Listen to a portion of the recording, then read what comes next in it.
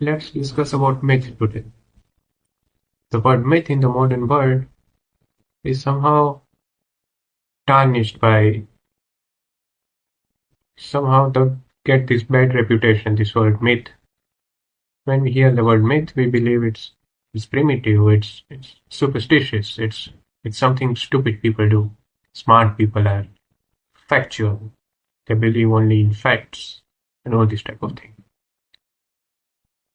But myths are higher truth than facts. Actually, myth give context in which facts can fit in. Myths are the higher truth. They are more nuanced, they are more richer than facts. Facts, the myth provides the structure, the facts fits in. Let me give you an example. Like the myth is what? This overarching story within which facts can function. Right? It's like stupid example like cricket and soccer. You see, what game you are playing, whether you are playing soccer or cricket, depends what type of rules you have to follow. Rules are facts. There are three stumps, one season ball, 11 players. These are facts. But these are facts only when we are playing within the overarching myth of cricket. If you are playing within the overarching myth of soccer, then throwing a ball with your hand is not allowed. The fact changes, the facts get their significance and their context inside the overarching story of a myth.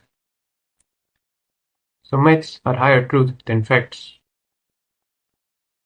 First myth I want to talk about today is the myth of Big Bang. Big Bang is not a myth, Big Bang is fact. No, it's not. Please. It's a myth. I'm not you see people, I'm not saying myth is a bad thing. Big Bang is a myth and that's why it's higher truth than factual thing. So Big Bang is a very useful myth. But I want to scrutinize it a little bit. After all, the value of a myth should be proven by not how much true it is. I mean, Big Bang is factually not true also. We have recently found some galaxies which are far away and so big that the cosmological constant, if we assume the things to expanding at the rate of this cosmological constant and the galaxies are far away and they are more formed and if they exist, and they exist, it's not if they exist, they do exist and they are so well formed and so big that cosmos age has to be more than 13 point whatever billion. Yes, I don't want to sound nerd. What I'm saying is the value of a myth should not only be considered on the factuality of it. It's denigrating it. The value of a myth should be considered and evaluated on how useful they are, how life affirming or life denying they are. Does it give you the answer of your problems? Does it tells you the origin of life? Does it tells you the origin of intelligence? Does it tells you about why suffering exists and is there any solution about it? Does it makes you more powerful? Does it gives you a nourishment when you are suffering? Does it provides meaning in your life? Myth should be evaluated on these parameters, not only the parameter of factual truth, which Big Bang is absolutely not factually true also. I mean, let's analyze Big Bang. Okay, the bang happened. Let's assume. Does it answer for why we exist? The best answer it can give is you are just a random fluke, just random. Randomness, it's the answer of life. By fluke, by accident, you happen. Why do I suffer? Because you exist and you are. You see, it makes our suffering accidental and not meaningful. What should I do with my life? Well, you are an accident. Accident doesn't do anything. It just do whatever you want to do. Do whatever makes you happy. It doesn't orient me towards anything. The myth of Big Bang. It doesn't give me answer for my suffering.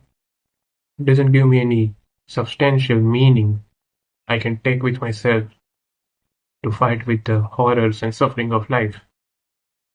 It doesn't nourish me, the myth of Big Bang. Empty, peak nihilism. Well, I want you, I want to introduce to you one more creation myth. The myth created by people which are way, way smarter than me at least. The myth introduced by Trika, philosophy of Tantra. The myth of Panchakritya of Lord Shiva. This is also a creation myth, and I will discuss, and then you will evaluate for yourself which one makes more sense. Okay, so Panchakritya, the 5 acts of Lord Shiva, starts with an a priori, a self-existent being, absolute being.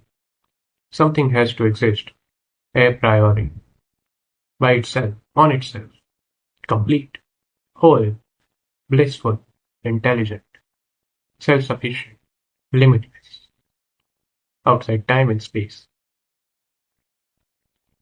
So this self-existent, a priori, supreme being existing outside time and space, limitless, self-sufficient being, since it's a fact, since it is a myth, we like to give fancy names. So we call this supreme being Shiva, just for the fun of it.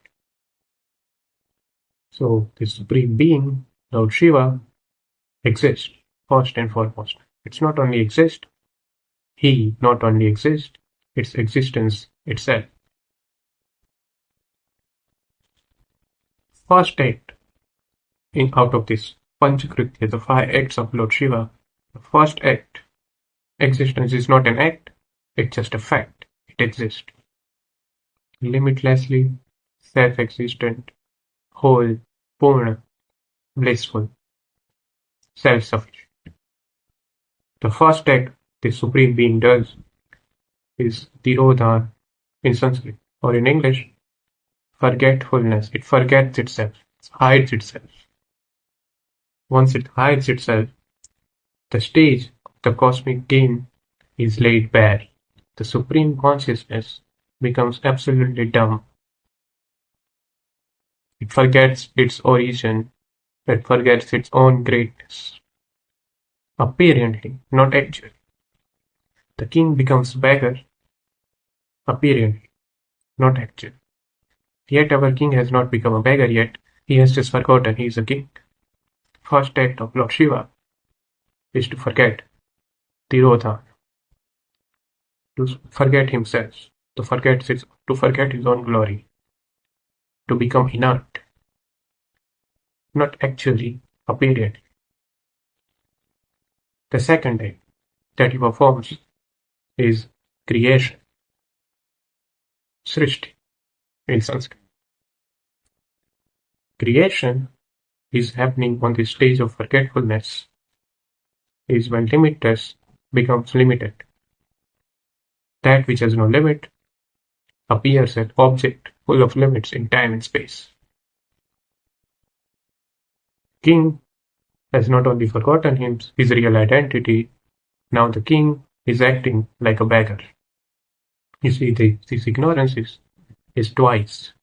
It's meta-ignorance. He's not only ignorant, it's one thing to be ignorant about one's real self, is another thing to be ignorant about one's real self, having ignorance, and then pretending to know who you really are. The second degree of ignorance